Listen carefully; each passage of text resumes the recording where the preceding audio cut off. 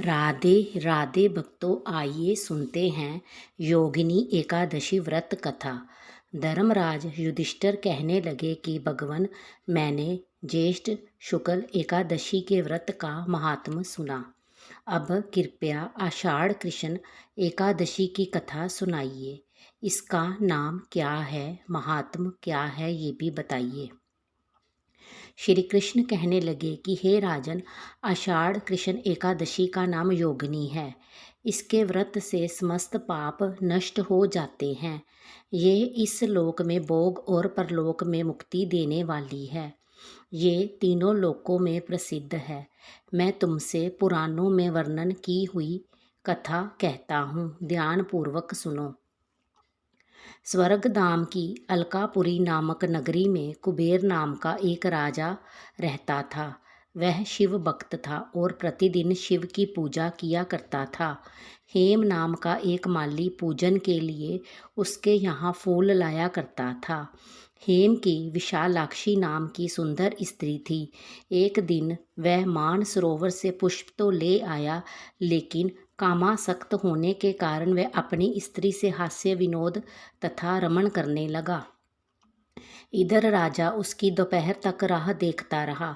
अंत में राजा कुबेर ने सेवकों को आज्ञा दी कि तुम लोग जाकर माली के ना आने का कारण पता करो, क्योंकि वह अभी तक पुष्प लेकर नहीं आया।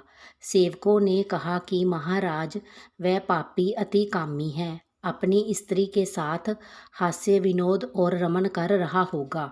ये सुनकर कुबेर ने क्रोधित होकर उसे बुलाया।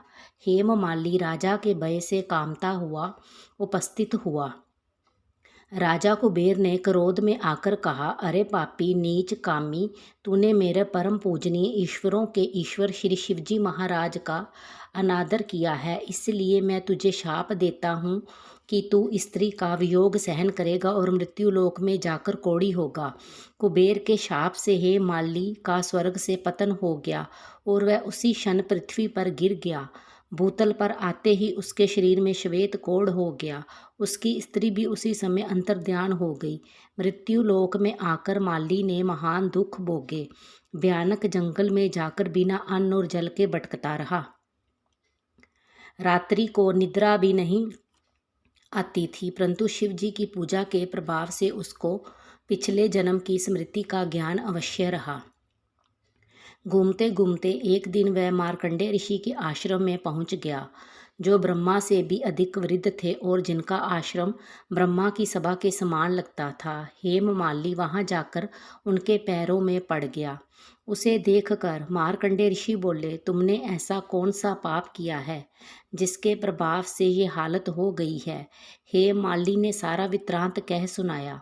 ये सुनकर ऋषि बोले, निश्चित ही तूने मेरे सन्मुख सत्य वचन कहे हैं, इसलिए तेरे उद्धार के लिए मैं एक व्रत बताता हूँ। यदि तू आषाढ़ मास के कृष्ण पक्ष की योगिनी नामक एकादशी का विधि पूर्वक व्रत करेगा तो तेरे सब पाप नष्ट हो जाएंगे।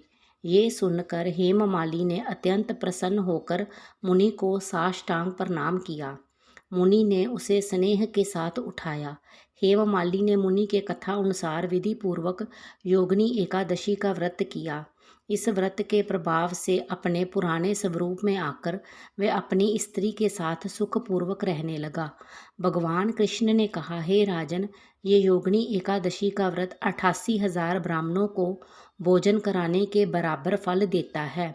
इसके व्रत से समस्त पाप दूर हो जाते हैं और अंत में स्वर्ग प्राप्त होता है। राधे राधे। कथा समाप्त हुई।